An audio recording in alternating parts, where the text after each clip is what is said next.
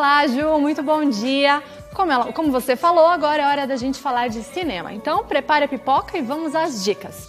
Eu vou precisar me concentrar um pouco para não chorar falando da minha primeira sugestão, a animação O Pequeno Príncipe. O filme é inspirado no livro do francês Antoine de Saint-Exupéry, que já foi traduzido para mais de 250 idiomas e vendeu mais de 150 milhões de cópias em todo o mundo. O livro narra a história de um garoto que vive em um planeta um pouco maior que ele com a sua melhor amiga, que é uma rosa. Só que ela é muito vaidosa e eles começam a brigar. Entediado, ele decide pegar carona com alguns cometas e conhecer outros planetas e fazer novos amigos. Nesta nova adaptação para as telonas, a aventura do Pequeno Príncipe é vista através dos olhos de uma garotinha. Ela tem uma vida toda programada pela mãe neurótica e viciada em trabalho, mas as coisas começam a mudar quando ela conhece o seu vizinho, um senhor de idade que resolve apresentar a história do livro para ela. A cada dia ele conta um novo episódio da vida do Pequeno Príncipe, que inclusive ele conheceu há muito tempo atrás no deserto, quando sua aeronave quebrou. Até que um dia o ex-aviador fica muito doente e a jovem sai em busca do Pequeno Príncipe para provar que a história dele é real e nunca será esquecida.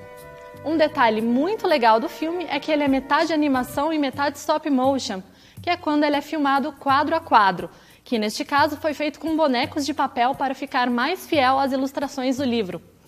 Impossível não citar também a trilha sonora. Ela foi feita especialmente para o longa e torna a animação ainda mais emocionante na voz da cantora Camille. Eu gostei bastante do filme, assisti logo na estreia, achei ele bem leve, sensível e com certeza vai encantar tanto os adultos quanto as crianças. Mas claro, de uma forma diferente. As crianças ficam envolvidas com a magia da trama.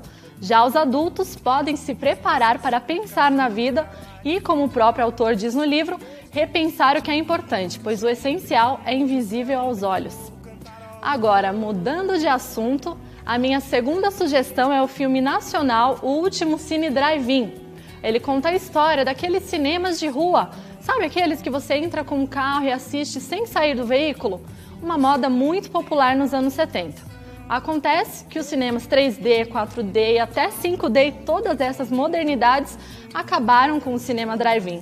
Então ele ficou sem público, mas por amor à sétima arte, o pai e os seus filhos se unem para tentar reviver os tempos de sucesso do local e, claro, reabrir o cinema.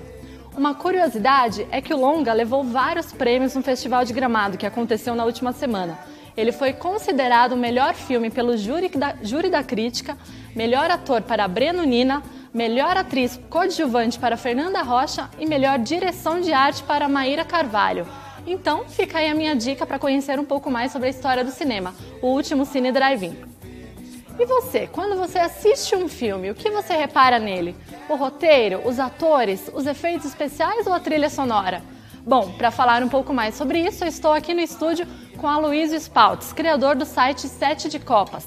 Ele é formado em publicidade e pós-graduado em marketing, mas sua paixão sempre foi o cinema. Tanto que ele deixou a profissão de lado para trabalhar somente como crítico de cinema no próprio site.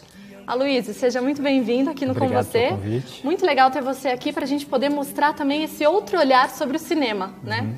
Conta pra gente, como você criou o site Sete de Copas? Bom, eu sempre fui apaixonado por cinema desde que eu me conheço por gente. Então, desde pequeno eu já ia conversando com todo mundo sobre todo tipo de filme que eu via. Inclusive até os que não podia ver, os de terror, que eu era proibido ver quando era pequeno, eu também dava um jeito de assistir. A idade não permitia ainda Não permitia, mas eu assistia escondido. E depois que eu fiz publicidade, eu me aproximei bastante da parte mais técnica do cinema. Então, quando eu cheguei a um ponto da minha carreira, que eu percebi que estava muito saturado, eu pensei, não, acho que é a hora de eu tentar uma nova área. Então, eu criei o Sete Copas, tentando compartilhar todos esses pensamentos que eu tenho em relação a cinema, a séries e games. E o que você analisava quando você vê um filme? O que você olha nele? Você não olha só a história, se é bonitinha. Você olha a parte técnica também. Conta pra gente como que é essa análise de um crítico. Bom, quando a gente fala de uma crítica, a gente tem que pensar muito que é uma questão pessoal de cada um. Porque o que eu posso achar bom, você pode achar ruim. Então, envolve muitas questão de... a pessoa tem um repertório diferente do seu, ela tem uma experiência diferente da sua. Então, por exemplo, uma pessoa ela estudou teatro, outra pessoa estudou design. ou que estudou design, ele vai pensar muito mais na questão estética do filme, enquanto o de teatro vai pensar mais na atuação. Então, se o filme falha em algum desses pontos, o filme as pessoas vão ter uma opinião divergente. Isso também vale para as pessoas que, quanto mais filme ela assiste, ela vai ter mais opções de comparação. Então, os parâmetros dela são diferentes. Né? Exatamente. Ela tem uma referência melhor para poder falar, esse aqui é ruim, esse aqui é bom, porque ela tem como comparar. Né? E também tem a questão daquela questão de experiência de vida, quando a pessoa se identifica por aquilo que ela assistiu.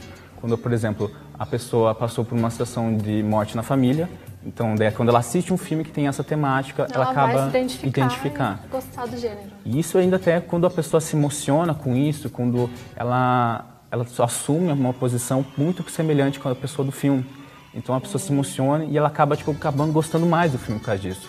Sim. Porque você mexer com o emocional de uma pessoa não é uma tarefa fácil. Então quando o filme consegue fazer isso, ele merece uma pontuação a mais pela pessoa que assistiu. Com certeza, é por isso que, por exemplo, você pode gostar de um filme e eu posso não gostar, e quem tem em casa também pode não gostar do filme, né? Sim. Tem essa diferença. E o que você acha disso? Se uma pessoa lê uma crítica, a crítica é ruim, não vou mais assistir o filme, tá certo ela deixar de assistir o filme? Eu acho que sempre vale a experiência, porque por mais que você possa dizer, ele disse que era ruim, então eu não vou assistir, não vou perder meu tempo. Eu acho que assim, você tem que pensar, vale a pena? Porque você vai investir um certo dinheiro para comprar um ingresso para entrar no cinema. Mas só que para você poder dizer que o filme é ruim ou não, é bom você dar sua opinião também. Então, por mais que eu não tenha gostado, vai que se ele acha que é o filme da sua vida. Pois é. Né? Então, é uma coisa muito que realmente volta para aquela questão, é uma opinião pessoal. Então, é sempre vale que a pessoa dê uma assistida, conferir, que no máximo que vai acontecer, ela vai aumentar o repertório dela e vai poder dizer mais sobre o próximo filme que ela assistiu. Pois é, seja bem ou mal, ela pode falar, né? Exatamente. Eu, por exemplo, assim, eu não sou muito fã de filme de terror. De terror? Eu adoro filme de terror. Não, acho que sou muito medroso, mas... Mas você assiste, como um bom crítico, tem que assistir. De tudo, tem que assistir de tudo, inclusive quando a gente não gosta. A gente faz o possível para assistir tudo o que pode. Claro que é muito filme, toda quinta-feira, por exemplo, agora são as datas em que estreia vários filmes. Não dá sempre para assistir tudo, mas o quanto mais você assistir, melhor é a sua qualidade do que você vai comentar sobre um filme. Legal, Luiz, muito obrigada pela presença. Quem quiser assistir, acompanhar as críticas que ele faz no site, é só acessar setedecopas.com. Juliana, minhas dicas foram essas. Até a próxima semana com você.